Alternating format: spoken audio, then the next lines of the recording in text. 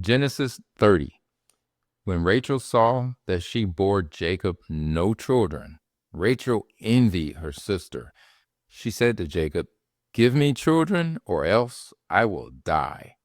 Jacob's anger burned against Rachel, and he said, "Am I in God's place, who has withheld you from the fruit of the womb?"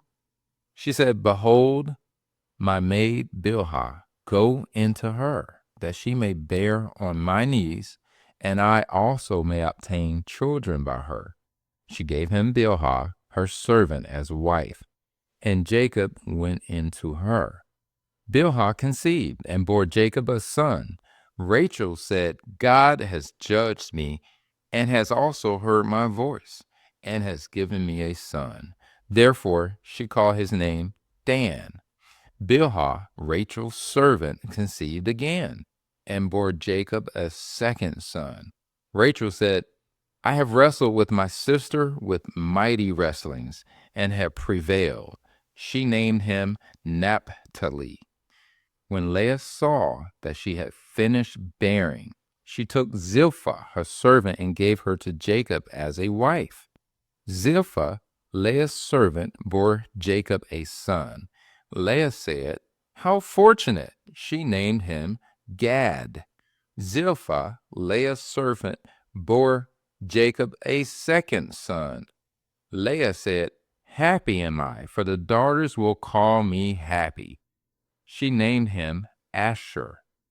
Reuben went in the days of wheat harvest and found mandrakes in the field and brought them to his mother Leah. Then Rachel said to Leah, "Please give me some of your son's mandrakes." Leah said to her, "Is it a small matter that you have taken away my husband? Would you take away my son's mandrakes also?" Rachel said, "Therefore he will lie with you tonight for your son's mandrakes."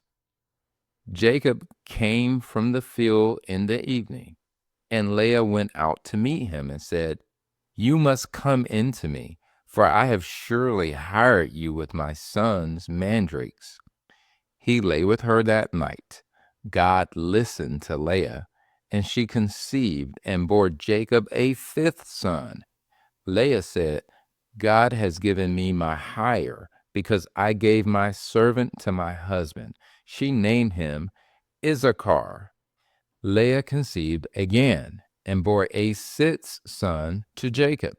Leah said, "God has endowed me with a good dowry. Now my husband will live with me, because I have borne him six sons." She named him Zebulun. Afterwards she bore a daughter and named her Dinah. God remembered Rachel, and God listened to her and opened her womb. She conceived, bore a son, and said, "God has taken away my reproach." She named him Joseph, saying, "May Yahweh add another son to me."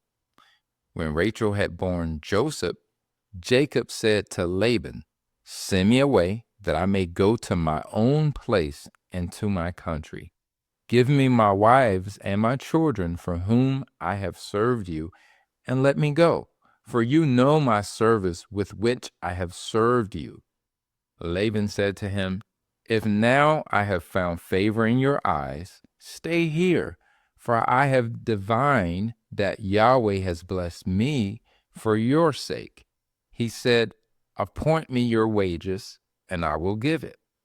Jacob said to him, "You know how I have served you, and how your livestock have fared with me. For it was little which you have had before I came, and it has increased to a multitude. Yahweh has blessed you wherever I turn. Now, when will I provide for my own house also?" Laban said, "What shall I give you?" Jacob said, "You shall not give me anything. If you will do this thing for me, I will again feed your flock and keep it. I will pass through all your flock today, removing from there every speckled and spotted one, and every black one among the sheep. and the spotted and speckled among the goats. This will be my hire. So my righteousness will answer for me hereafter when you come concerning my hire that is before you. Everyone that is not speckled and spotted among the goats and black among the sheep that might be with me will be considered stolen. Laban said, Behold, let it be according to your word. That day he removed the male goats that were streaked and spotted, and all the female goats that were speckled and spotted, every one that had white in it, and all the black ones among the sheep, and gave them into the hand of his sons. He set 3 days' journey between himself and Jacob fed the rest of Laban's flocks.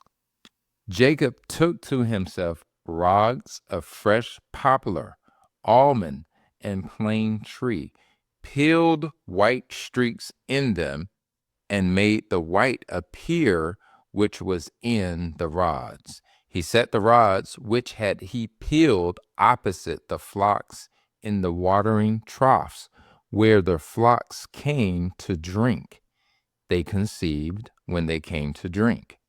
The flocks conceived before the rods, and the flocks produced streaked, speckled, and spotted. Jacob separated the lambs and set the faces of the flocks toward the streak and all the black in Laban's flock. He put his own droves apart and didn't put them into Laban's flock. Whenever the stronger of the flock conceived, Jacob laid the rods in front of the eyes of the flock in the watering troughs, that they might conceive among the rods.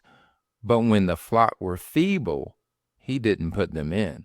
So the feebler were Laban's, and the stronger Jacob's.